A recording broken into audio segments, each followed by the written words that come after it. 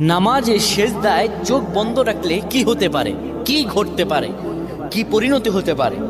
আমরা অনেকেই নামাজের সেজদায় চোখ বন্ধ রাখি। এটি আসলে আমাদের জন্য ভালো না ক্ষতি, এটি আমাদের জানতে হবে। নবী সাল্লাল্লাহু আলাইহি ওয়াসাল্লাম 532 নম্বর হাদিস সহিহ আল বুখারীতে বলেন, শোনো, তোমাদের মধ্যে কেউ যেন সেজদায় তার বাহুদয় যেন কুকুরের মতো না বিছিয়ে দেয়। অর্থাৎ এইভাবে অনেকে আমরা আছি, এইভাবে সেজদা দেই না।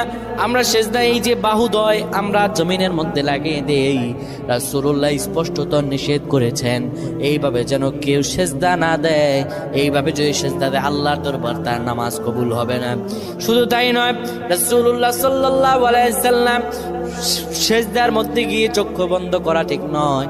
যারা চক্ষু বন্ধ করবে, হয়তো মনের ভিতরে কোনো ফাহশা থাকলে সেটা দেখা যেতে পারে, কিংবা চক্ষু যদি বন্ধ করে রাখে তার এখানে কি আছে, সেজদার মধ্যে গিয়ে কি দেখতে পায় না দেখতে পায়